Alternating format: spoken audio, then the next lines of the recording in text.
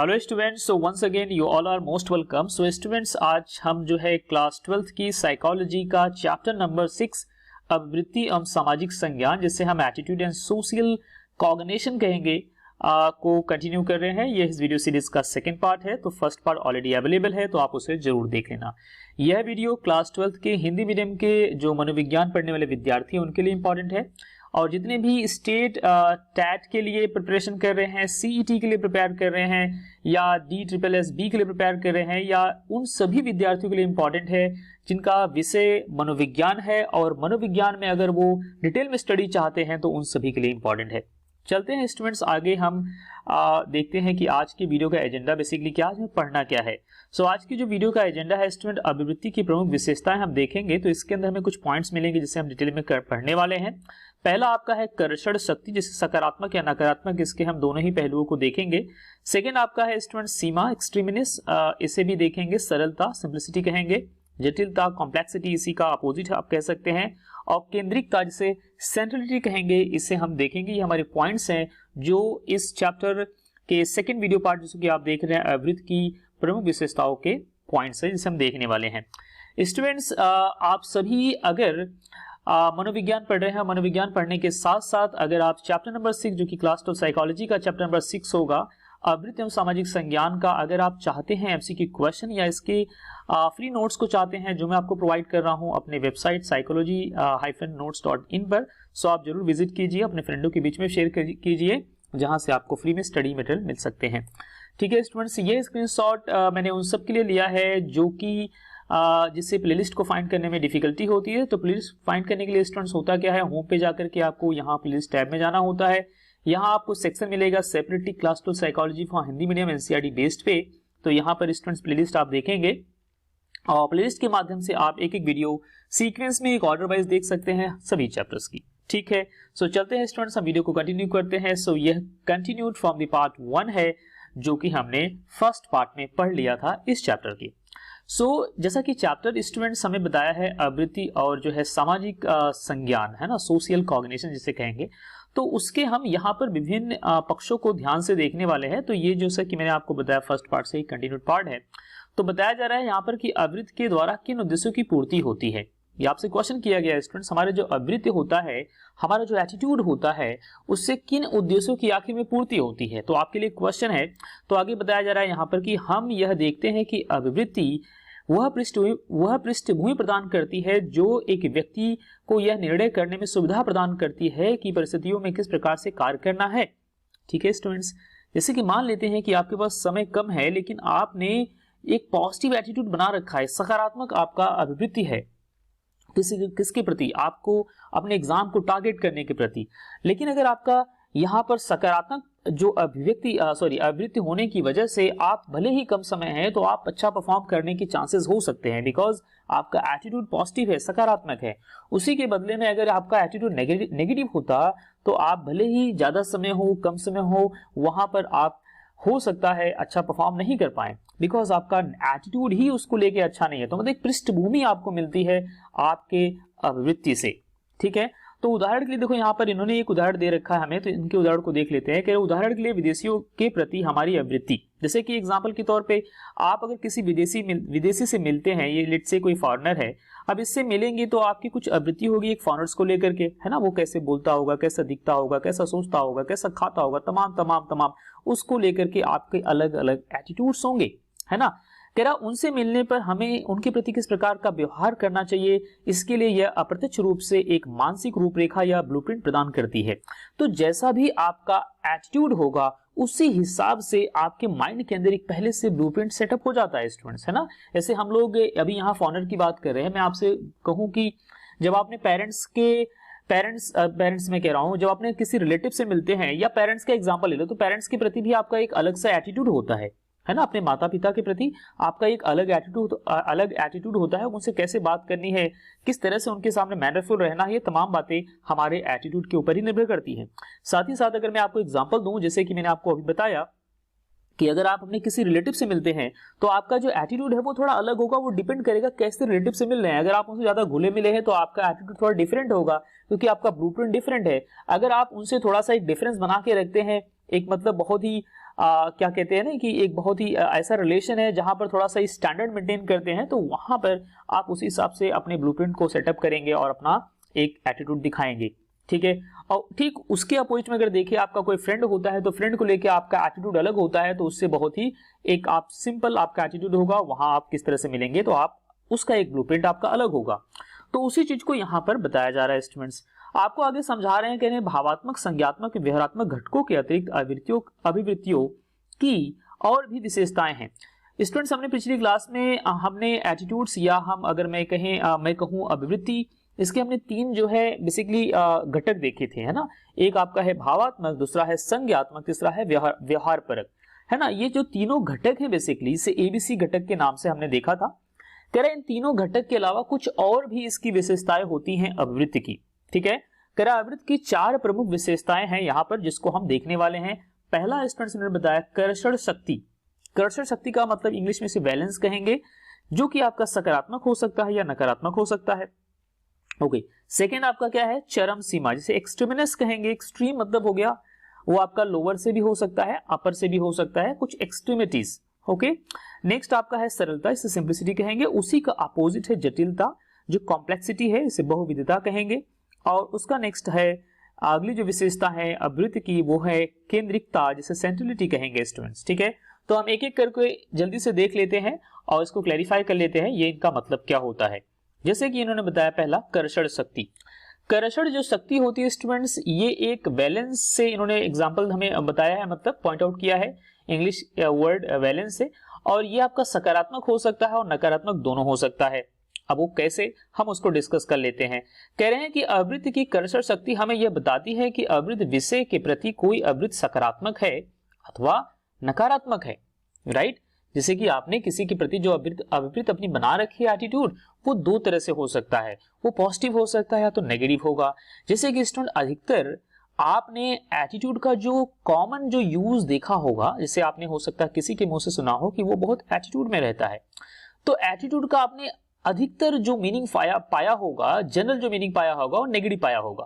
Because आपने क्या सुना कि वो बहुत एटीट्यूड में रहता है, या जब से उसको जॉब लगी बड़ा एटीट्यूड दिखा रहा है, उसके बड़े अच्छे नंबर आ गए तो उसका एटीट्यूड बन गया, या उसने गाड़ी ले ली तो उसका एटीट्यूड में आ गया, मतलब एटीट्यूड है उसके पास, है ना। तो ये सब क्या है, इसका मतलब यहाँ आपको जो भाव मिल रहा है वो नेगेटिव मिल रहा है। इसका मतलब ये बिल्कुल नहीं स्टूडेंट्स कि एटीट्यूड का जो मतलब होता है वह सिर्फ नेगेटिव होता है, नहीं। एटीट्यूड पॉजिटिव भी हो सकता है, नेगेटिव भी हो सकता है। जैसे कि मैंने आपको अभी एग्जांपल दिया था कि आपके पास एग्जाम के लिए समय कम है, लेकिन आप एग्जाम को टारगेट कर रहे हैं, उसको लेकर के आपका एटीट्यूड, आपका जो भाव है, जो कहते हैं कि सोचने का जो तरीका है उस एग्जाम के प्रति, या नजरिया जिसे कहेंगे, एटीट्यूड को एक और हम शब्द से जानते हैं नजरिया, हिंदी का बहुत ही अच्छा वर्ड है, ठीक है। तो नजरिया जो आपका एक है वो पॉजिटिव अगर है तो भले ही कम समय है तब भी आपके परफॉर्मेंस करने के चांसेस अच्छे ही होंगे, बिकॉज आपका नजरिया अच्छा है। तो यहां से आपको एक चीज समझ में आ रही है कि जो कर्षण शक्ति होती है वो सकारात्मक नकारात्मक दोनों ही होती है, मतलब एटीट्यूड नकारात्मक और सकारात्मक दोनों होते हैं। और इन्होंने हमें और अच्छे से क्लैरिफाई किया है, एग्जांपल हमें दिया है कि मान लीजिए किसी अभिवृत्ति, जैसे कि नाभिकीय शोध के प्रति अभिवृत्ति, है ना। लेट्स से कि आपका न्यूक्लियर टेस्ट हो रहा है और उसके प्रति जो है आपकी अभिवृत्ति आपसे पूछी जाए, है ना, कि न्यूक्लियर जो हो टेस्ट हो रहा है उसके प्रति आपका क्या एटीट्यूड है ना। और यहाँ पर आपको 5 पॉइंट्स मतलब 5 बिंदु मापनी के तौर पर व्यक्त करना है ना, जिसका प्रसार यहाँ पर, जिसकी रेंज यहाँ दिखाई गई है, 1 सबसे गंदे के लिए मतलब बहुत खराब के लिए, 2 खराब के लिए, 3 तटस्थ, न खराब ना अच्छा मतलब न्यूट्रल कह सकते हैं आप, 4 अच्छे के लिए और 5 बहुत अच्छे के लिए। तो ये क्या है, प्रसार है 1 से लेकर 5 तक, पॉइंट्स मतलब है बेसिकली। तो अब आपका नाभिकीय शोध के प्रति जो आपकी अभिवृत्ति होगी उसके बेसिस पे आप क्या करेंगे, इसको पॉइंट आउट करेंगे, मतलब पॉइंट देंगे, है ना। अगर आपको नाभिकीय शोध के प्रति आपको अच्छा भाव है, आपका नजरिया अच्छा है, तो आप क्या करेंगे, 5 पॉइंट देंगे। थोड़ा कम अच्छा है 4 देंगे, न्यूट्रल है आपको फर्क ही नहीं पड़ रहा है तो 3 देंगे।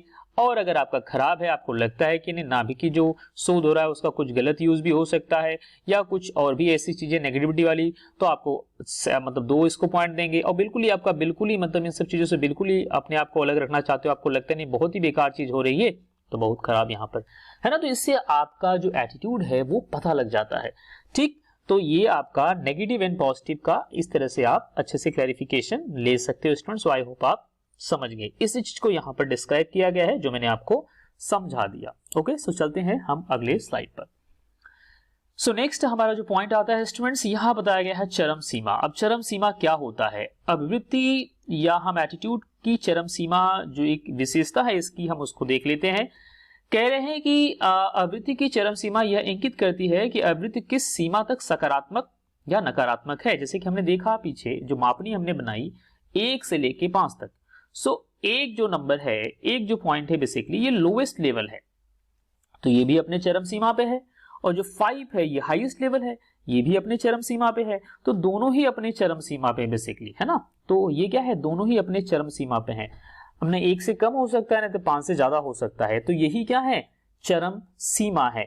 एक जो है नेगेटिव है और 5 जो है पॉजिटिव है, सकारात्मक और नकारात्मक। ठीक है स्टूडेंट्स, सो आई होप आप समझ गए। जबकि 3 जो है न्यूट्रल है और 4 एंड 5 जो है 2 एंड 4 जो है उसी तरह से कम तीव्रता वाले या ज्यादा तीव्रता वाले, आप इस तरह से हम मापनी का यूज कर सकते हैं और समझ सकते हैं। जैसे कि अगर मैं आपसे एक क्वेश्चन कर दूं कि स्टूडेंट्स आप बता दीजिए कि आपको मनोविज्ञान पढ़ने के बाद आपके अंदर कितना सुधार आ रहा है, या आपको मनोविज्ञान पढ़ने के बाद कितना अच्छा लगता है। आपका मनोविज्ञान क्लास 12 का जो मनोविज्ञान आप पढ़ रहे हैं उसको पढ़ने के बाद आपकी जो अभिवृत्ति है या जो आपका एटीट्यूड है वो कैसा है, सकारात्मक है कि नकारात्मक है, या उसकी चरम सीमा क्या है। हम अगर मैं आपसे पूछना चाहूं तो मैंने रेंज दे दिया आपको, लेट से 1 to 10 के बीच में। मैंने आपसे पूछा 1 से 10 के बीच में क्या आपका क्या पॉइंट देना चाहेंगे। तो अब आप जो भी पॉइंट मुझे कमेंट बॉक्स में लिख के देंगे उसके हिसाब से मुझे समझ में आ जाएगा कि आपको मनोविज्ञान विषय पढ़ने के बाद आपकी अभिवृत्ति क्या है, मनोविज्ञान विषय को लेकर के आपके जीवन में बदलाव ले आ रहा है, इससे आपको कुछ बेनिफिट मिल रहा है, आपको मनोविज्ञान विषय पढ़ने में अच्छा लगता है। वो सारी चीजें मुझे पता चल जाएगी कि किस चरम सीमा पे, किस पॉइंट्स पे आप, जो भी आपका पॉइंट्स होगा उसके हिसाब से मुझे आइडिया लग जाएगा। तो कुछ इस तरह से समझ सकते हैं। अगला आपको बताया गया है सरलता या जटिलता, है ना। इसे जटिलता को हम बहुविधता कहेंगे। तो ये और हमें यहाँ पर थोड़ा डिटेल में दिया गया है। सरलता मतलब हमारा जो एटीट्यूड जो है वो बहुत ही सरल है, सिंप्लिसिटी वहां पर है। और बहुविधता मतलब थोड़ा कॉम्प्लेक्स हो गया, उसमें बहुत सारे और फैक्टर्स निकल के आ गए, है ना। तो वो थोड़ा सा जटिल हो गया, कॉम्प्लेक्स हो गया। कह रहा है इस विशेषता से तात्पर्य यहाँ पर यह है कि एक व्यापक अभिवृत्ति के अंतर्गत कितनी अभिवृत्तियां होती हैं, है ना। व्यापक अभिवृत्ति मतलब हमने एक ऐसा एक विषय ले लिया, हमने एक सब्जेक्ट हमने ले लिया और वो हमारे एक उसको लेके हमारी एक अभिवृत्ति होगी। जैसे कि मैंने अभी एक सब्जेक्ट लिया, लेट्स से साइकोलॉजी, है ना, कि आपको साइकोलॉजी कितना पसंद है, आपको साइकोलॉजी कितना अच्छा लगता है पढ़ने में, समझने में। तो हमने एक विषय ले लिया साइकोलॉजी, तो यह एक क्या है, विषय है।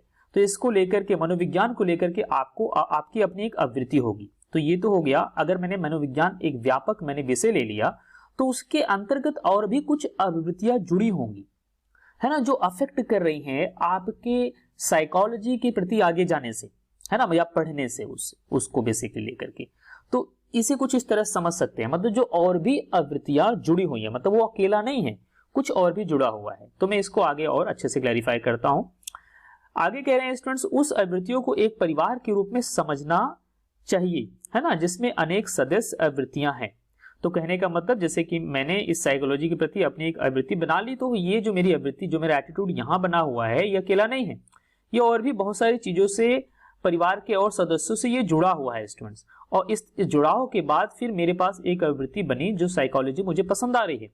अब ये जुड़ाव बहुत सारे हो सकते हैं, जैसे कि मेरा रहन सहन कैसा है, मेरा पारिवारिक जो माहौल है वो कैसा है, मेरे पेरेंट्स एजुकेटेड है कि नहीं है ना, तो उनके प्रति मेरा व्यवहार कैसा है, मेरी उनके प्रति मेरी एक क्या है, मेरी स्टडी को लेके मेरा क्या पॉइंट ऑफ व्यू है, मैं स्टडी को कैसे आंकता हूँ, ठीक है, मैं एजुकेशन को क्या वैल्यू देता हूँ, एजुकेशन की इंपॉर्टेंस मेरे लिए क्या है ना, या समाज की इंपॉर्टेंस मेरे लिए क्या है। ये तमाम जो छोटे छोटे पॉइंट्स आपको दिखाई दे रहे हैं, इनके प्रति जो मेरा एटीट्यूड होगा, ये क्या है, इसकी अभिवृत्तियां हैं।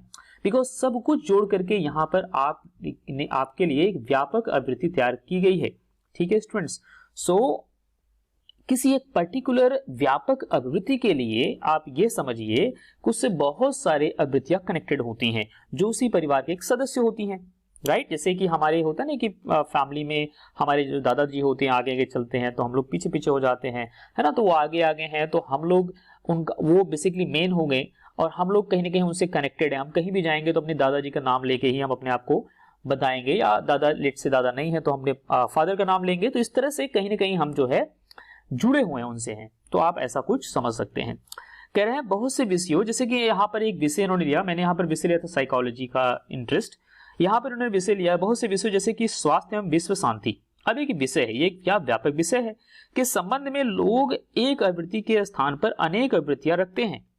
राइट स्टूडेंट्स, जो स्वास्थ्य एवं विश्व शांति है इसको लेकर के लोग जो है अलग अलग जो है क्या रखेंगे, आवृत्तियां रखते हैं, और आप भी रख सकते हैं, है ना। स्वास्थ्य का मतलब ये सिर्फ एक आवृत्ति नहीं है, इसको लेके एक आवृत्ति नहीं बनेगी, ये बहुत सारी चीजों से जुड़ी होगी, है ना। अगर आपने स्वास्थ्य बोला है, आपका स्वास्थ्य के प्रति एक पॉजिटिव आवृत्ति अगर है, पॉजिटिव एटीट्यूड है, या विश्व शांति के प्रति आपका पॉजिटिव एटीट्यूड है, तो आपके और भी अलग अलग एटीट्यूड होंगे। बात समझ पा रहे हैं कि नहीं पा रहे हैं, ठीक है।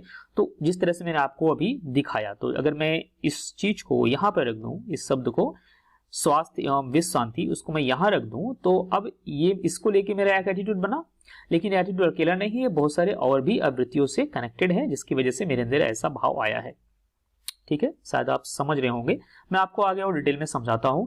कह रहे हैं कि इस संबंध में लोग एक आवृत्तियों के स्थान पर अनेक आवृत्तियां रखते हैं, तो जो कि मैंने आपको बता दिया। कह रहे हैं जब आवृत्तियों के तंत्र में एक या बहुत थोड़ी सी आवृत्तियां हो तो उसे सरल कहा जाता है। कह रहे हैं कि जब आवृत्तियों के तंत्र में जिनका ताना बाना है, जो तंत्र यहाँ दिखाई दे रहा है, वो बहुत थोड़े से हो, जैसे कि मैंने यहाँ पर कई सारे बना दिया, एक ही मेन आवृत्ति है, इसके 1 2 3 4 5 6 मैंने बना दिया, तो 6 इतने सारे न होकर के अगर एक ही दो हो इससे कनेक्टेड, तो बहुत ही सिंपल है, वो सिंपल आवृत्ति है, ठीक है। लेकिन बहुत सारे अगर ज्यादा कनेक्टेड हो तो क्या होगी, कॉम्प्लेक्स होकर जटिल हो गई वो, है ना। तो उसी चीज को बताया रहा है, जब वह अनेक आवृत्तियों से बना हो तो उसे जटिल कहा जाता है, जबकि वो एक ही दो से बना हो तो सिंपल कहा जाता है। कह रहा है स्वास्थ्य एवं कुशल क्षेम, कुशल क्षेम का मतलब होता है स्टूडेंट्स वेल बीइंग, है ना। ऐसे कि आप स्वास्थ्य एवं कुशल क्षेम को किस आवृत्ति से देखते हैं, उसके प्रति आपकी क्या आवृत्ति है, आपका क्या एटीट्यूड है, इसके प्रति आवृत्तियों का उदाहरण के तौर पर अगर हम लें तो इस आवृत्ति तंत्र में अनेक आवृत्तियों के पाए जाने की संभावना है। तो इसके अंतर्गत बहुत सारे और भी आवृत्तियों के पाए जाने की संभावना है। वेलबींग का मतलब कुछ और ही हो गया, है ना, जिसे हम कुशल क्षेम कहेंगे। तो बहुत सारे अलग अलग और एटीट्यूड्स पर डिपेंड करता है, जैसे कि व्यक्ति का शारीरिक एवं मानसिक स्वास्थ्य का संप्रत्यय, है ना, कि व्यक्ति का शारीरिक और मानसिक दोनों स्वास्थ्य का, दोनों की धारणा। अब हम यहाँ पर स्वास्थ्य अगर मैंने बोला है तो स्वास्थ्य का मतलब सिर्फ शारीरिक नहीं हो गया ना स्टूडेंट्स, वो मानसिक भी है, और दोनों के प्रति आपका अलग अलग विचारधारा है, आपके अलग अलग क्या कहते हैं संप्रत्यय हो सकते हैं, और उसी संप्रत्यय के बेसिस पे आपका क्या होगा, एक एटीट्यूड, एक आवृत्ति बनेगी, और उसके अंदर आपका प्रसन्नता और भी आएगा, राइट। एवं कुशल क्षेम के प्रति उसका दृष्टिकोण एवं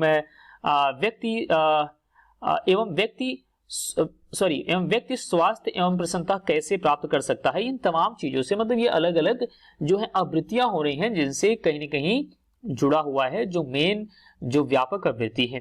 इस संबंध में उसका विश्वास एवं मान्यता है, उसके संबंध में आपका विश्वास कैसा है, आपकी मान्यताएं कैसी हैं, वो भी एक आपकी आवृत्ति है, वो भी आपका एक एटीट्यूड है, वो भी उसी चीज से डिपेंड कर रहा है। तो उसके बेसिस पे हम यहाँ पर कंक्लूजन ले सकते हैं। इसके विपरीत किसी व्यक्ति विशेष के प्रति आवृत्ति में मुख्य रूप से एक आवृत्ति पाए जाने की संभावना है ना।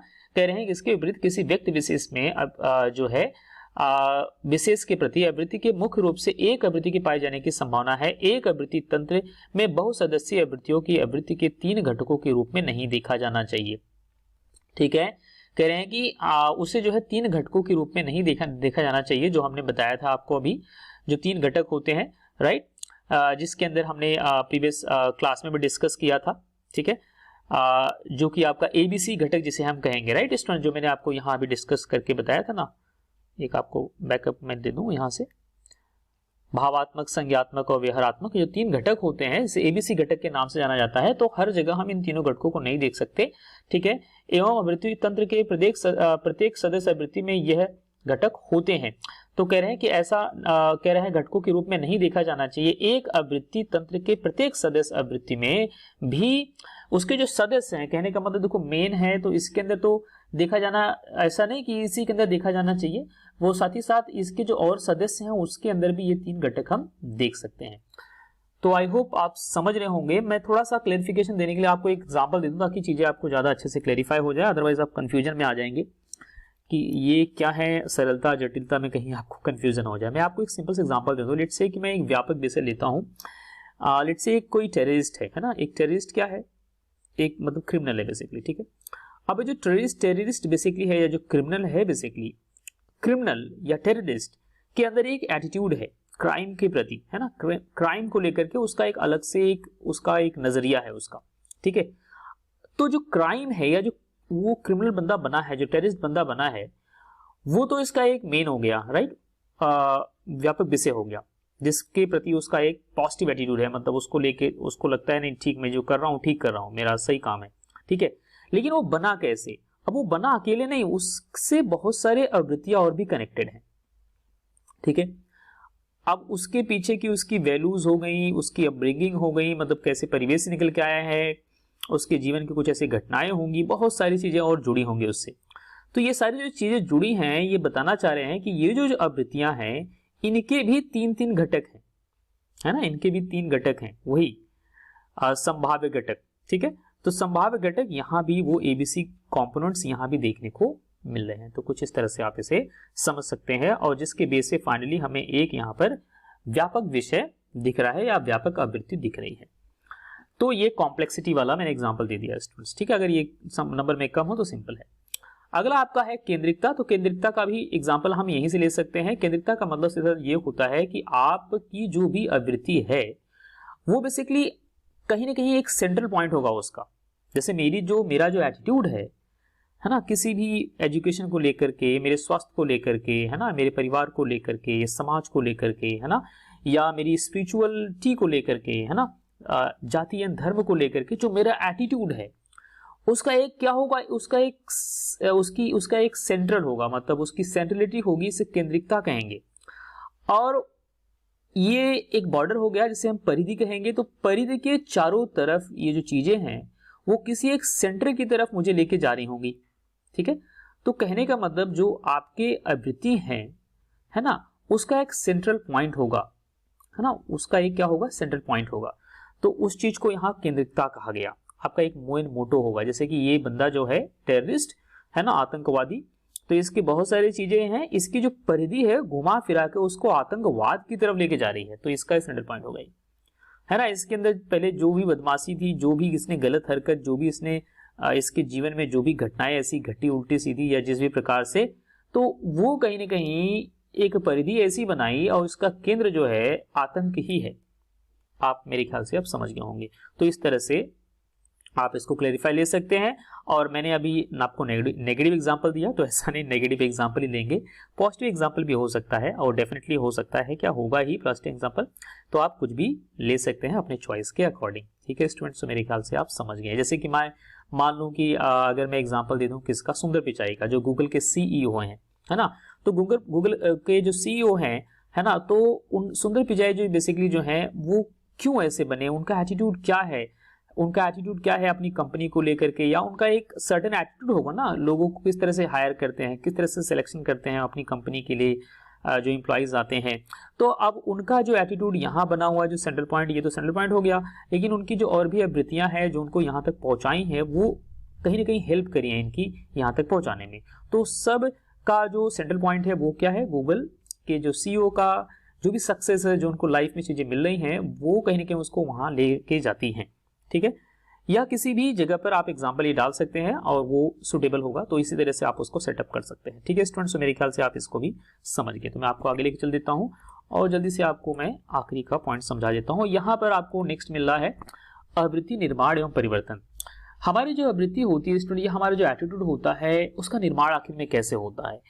तो निर्माण हमें अपने आप करना होता है, ठीक है। अपने आप कैसे होता है, हम जिस सोसाइटी में हैं, जिस भी परिवेश में हैं, जिस माहौल में रह रहे हैं, कहीं ना कहीं से हमारा जो एक उनके बीच में जो एक इंटरेक्शन होता है ना सोसाइटी के साथ में, हमारे जो विचार जो चलते हैं, हमारे बीच में जो चीजें जो जुड़ती हैं, कहीं ना कहीं उनसे ही हमारा एटीट्यूड बनता है, जो हमारे भाव बनते हैं जिस चीज को लेकर के, जिस प्रकार उसी से हमारा एटीट्यूड कहीं ना कहीं से बनता है।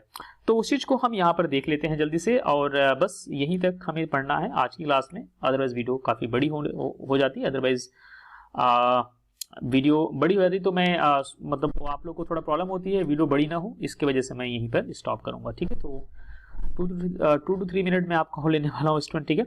सो यहाँ देख लेते हैं आवृत्ति का निर्माण बेसिकली कैसे होता है। कह रहे हैं कि महत्वपूर्ण प्रश्न जिसका उत्तर देने में मनोवैज्ञानिक रुचि रखते हैं वो कौन सा प्रश्न है?